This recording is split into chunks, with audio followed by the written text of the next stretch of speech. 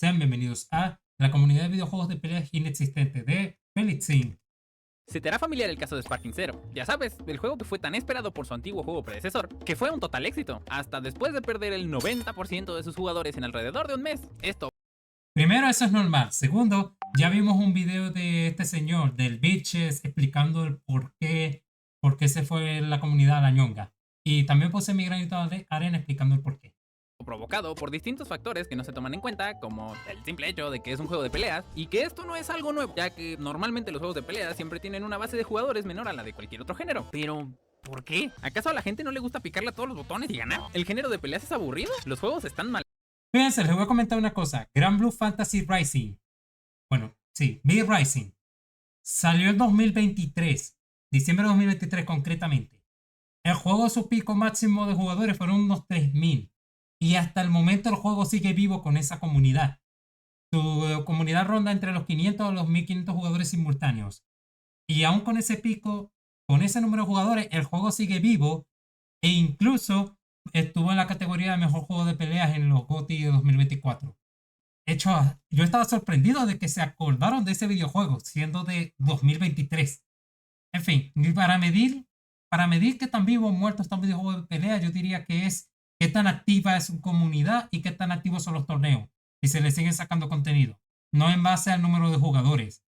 Porque hay juegos como por ejemplo Guilty Gear hacen por el Plus R. El juego su base de jugadores ronda los 100 jugadores simultáneos al día. Y con esa cantidad, 100 jugadores, se hacen torneos, los grupos de Discord y de WhatsApp están muy activos. Usted se mete, le da a buscar partidas ranque y vas a conseguir partidas por coñazo, vas a conseguir sala, etc. O sea, el juego está bastante vivo, a pesar de solamente tener 100 jugadores simultáneos de media. En realidad lo juega más gente que eso, porque la gente ignora que 100 no es que solamente hay 100 personas jugando, es la media de personas que suele jugar ese juego al día. Pero en realidad suele haber más gente que disfruta de ese juego. ¿Mal hechos? Mira, sencillamente es porque estamos en otra época. Pero, déjame te explico. Los videojuegos en general ya tienen mucho tiempo funcionando, más o menos desde 1971. Pero si nos vamos a los inicios, lo más accesible en cuanto a estos, independientemente del país, era el precio. Tú podías ir a un arcade o un ciber, como dicen los chavos, y empezar a jugar solo con una moneda. Como dije, súper accesible. ¿Y qué juegos tendría ese arcade? Pues en su mayoría juegos de pelea, estos estando en uno de los primeros géneros más populares por esa época. Podíamos encontrar títulos como Street Fighter de 1987, Mortal Kombat del 92, The King of... Claro, voy a hacer algo. Este tipo habla demasiado rápido. O sea, no, yo no tengo problema, pero sé que a alguno le estará dando ahorita una embolia cerebral, así que vamos a dejarlo en un minuto. Me lo agradecerán. Fighters del Minuto no, en 1.0. 94, entre otros muchos más y un poco más antiguos también. Aquí puedes ver que había bastante variedad en cuanto a estos juegos, pero lo que compartían era que pues eran juegos de pelea y no había demasiados géneros de videojuegos en esos tiempos. Al pasar los años se fueron haciendo más géneros de videojuegos, llamando la atención de muchas personas, con esto llevándose a mucho posible público para los juegos de pelea, como puede ser el caso de Doom de 1993. ¡Qué buen juego, güey! Iniciando la Veo que eres un señor de muy buenos gustos. Me agradas. popularidad del género FPS, siendo literalmente uno de los mejores videojuegos de toda la historia y dejando Ahora tengo unas ganas de ver cómo luce el Dune en un televisor CRT. Beca, ¿te estás obsesionado ahora con que todos los juegos viejos se vean en televisores CRT? Sí. de lado al pobre género de los juegos de pelea. Aunque siéndote sincero, no todos podían permitirse una computadora por esos años, ya que pues o eran demasiado caras o de plano eras un niño, y la única manera de jugar Doom era pues con una computadora. Por esto te dije que era accesible, tú podías ir por tortillas y tener la chance de que, aunque sea, pudieras probar un juego. Y ya pasando unos años, los videojuegos fueron evolucionando hasta el punto actual, donde cada videojuego fue construyendo poco a poco comunidades de distintos géneros. Comunidades como la de Call of Duty, Valorant, League of Legends, con el Genshin Impact, entre otros muchos títulos que solo por el simple hecho de ser entretenidos y populares en su género ya logran tener una comunidad bastante grande y activa, pero enorme, son tamaño camioneta, teniendo bastantes integrantes en tal vez grupos de Facebook, Discord, haciendo contenido del mismo videojuego como fanarts o solo el simple hecho de hablar del tema, es lo que hacen las comunidades. Por otro lado, los juegos de pelea conforme pasaron los años solo Creo que no exploraste mucho la comunidad de Genshin Impact. Hablar del juego, compartir fanarts. No, hacen muchas más cosas que esa, bro. Si no están compartiendo porno, están peleando por el metagame del juego. lograron construir comunidades Y estoy siendo sanito en cuanto a las cosas que hacen. bastante pequeñas en comparación a otros juegos de otros géneros. Y al principio yo también me hacía bastantes preguntas sobre esto. ¿Qué no es suficiente tener un diseño bueno de personaje para generar temas de conversación? ¿Fan arts?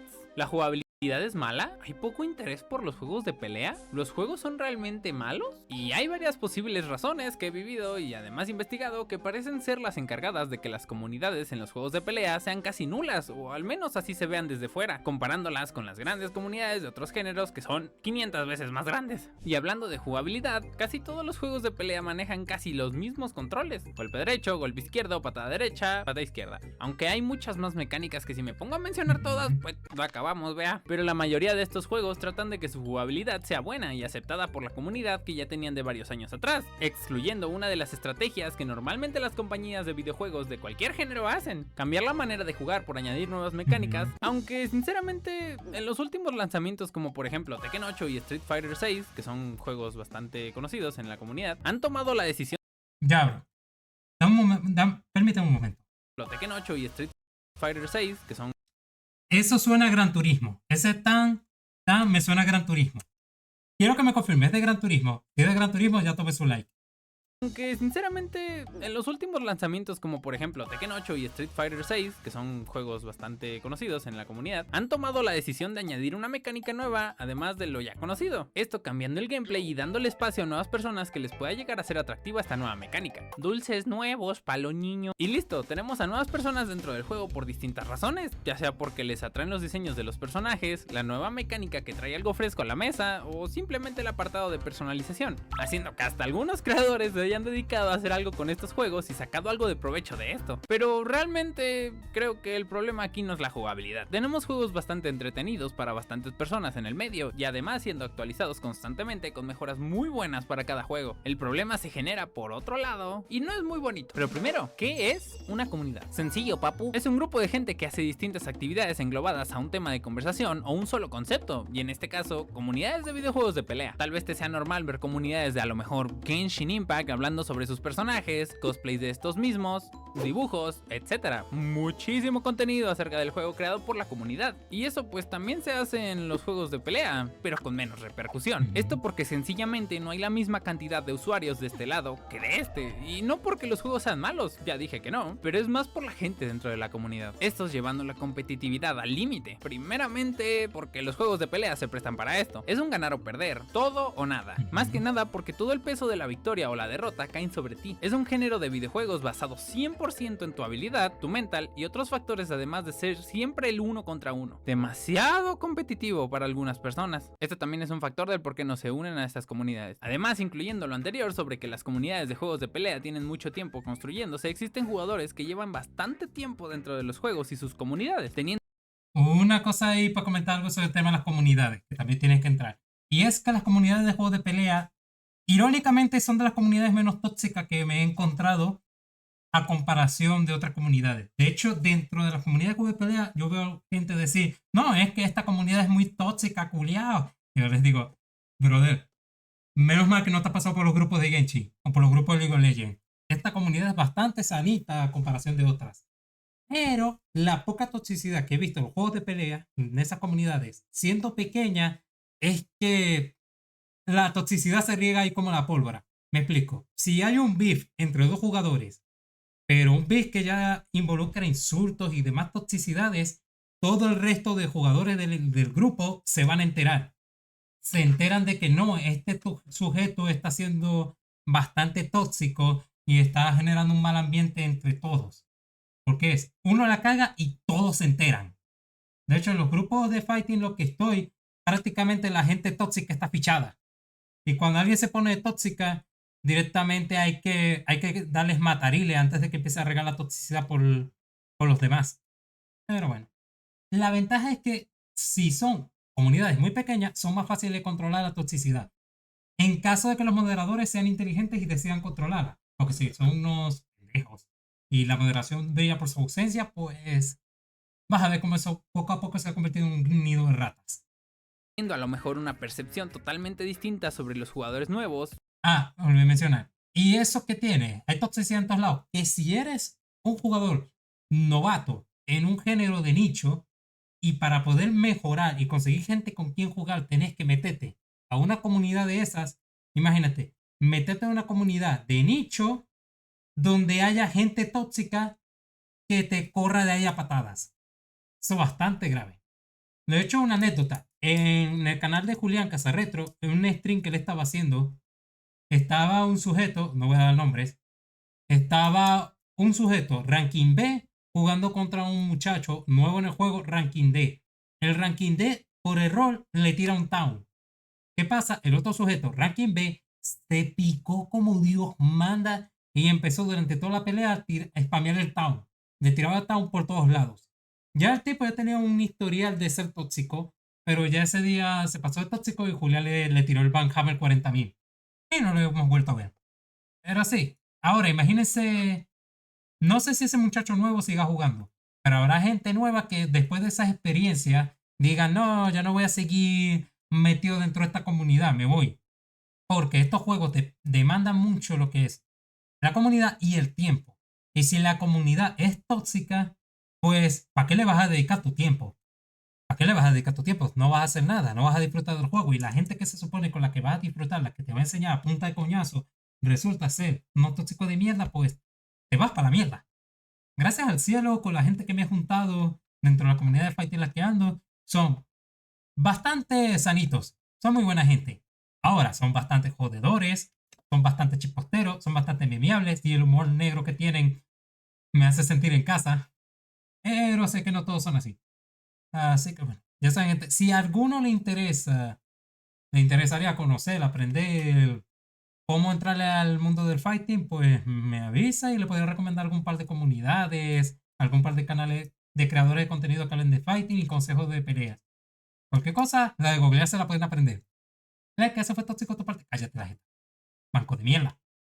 Y probablemente haciéndolos de menos por ser nuevos o simplemente ser tóxicos por distintos motivos. Además de que normalmente la gente más antigua en estas comunidades son, por así decirlo, la cara de la comunidad. Entonces, pues la gente que va... Ah, otra cosa. Irónicamente, no he visto muchas críticas a la gente nueva por ser nueva. La mayoría de las veces le tienen paciencia a la gente nueva e intentan enseñarles para que mejoren y sean parte de la comunidad. Y cuando se vuelve problemático es que ese jugador nuevo resulta que ya era alguien tóxico. Y al entrar a esta comunidad simplemente vino a traerse su toxicidad con la gente veterana. van entrándose en los juegos puede llegar a ver esto y los espantan. ¡Ay, qué miedo! Yo me voy. Así que sí, este es un motivo del por qué las comunidades de los juegos de pelea no crecen como las otras, haciendo que poco a poco el interés de los juegos se vaya desvaneciendo por gente externa a este. No es... También hay que tener en cuenta la dificultad de los juegos de pelea. Los juegos de pelea exigen muchísimo del jugador que aprendan, que mejoren y que se den de cuenta de que ellos son el problema y que la única forma de solucionarlo es que mejoren como personas y como jugadores. Pero casi ningún jugador de otro género está dispuesto a aprender, a estudiar, comprender a su personaje, mecánica y cosas así por el estilo.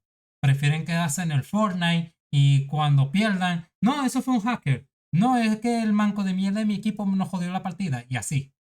culpa de los juegos, solo que a veces su comunidad espanta a nuevos posibles jugadores, además del ambiente competitivo que no es para todos. Ahora, no te digo que todo el mundo se espanta y se va. Probablemente estos jugadores que no les llama la atención hablar con personas tóxicas y líderes dentro de las comunidades se vayan a formar sus pequeños grupos de personas donde solo entre ellos se conocen, se caen bien y hablan sobre los juegos de pelea que a ellos les gusta, como si te juntaras con tus compas pues. Así que realmente la comunidad no es que sea pequeña, más bien hay pequeñísimos grupos esparcidos por todos lados que no les gusta compartir opiniones o alguna otra cosa sobre los juegos de pelea, pero no porque no quieran, sino porque están en su comodidad de grupo. Y por cierto, se me pasaba algo, los habladores. Probablemente no te sea suficiente saber que algunas personas dentro de las comunidades de juegos de pelea sean tóxicas, y que también pueden ser de las personas más reconocidas dentro de estas mismas, pero como en cualquier juego siempre hay personas que no tienen tanta importancia en cuanto a comunidad y son lo peor dentro de estas. Normalmente esta gente tóxica siempre espanta a los nuevos, así que sí tienen un impacto en cuánta persona se mete al grupo, ¿verdad? Imagina que existo yo, una persona que juega, yo que sé, Tekken. Voy a un torneo presencial donde por nervios y otros factores termino perdiendo en fases tempranas del torneo. Luego checo mi celular, abro la comunidad del juego y resulta que están estos jugadores, los habladores, diciendo que soy horrible y que cómo es posible que yo esté en ese torneo, que ellos me ganan con una mano atada a la espalda y que si no me da vergüenza, etcétera, etcétera. Este siendo uno de los principales factores del por qué a la gente también no le gusta.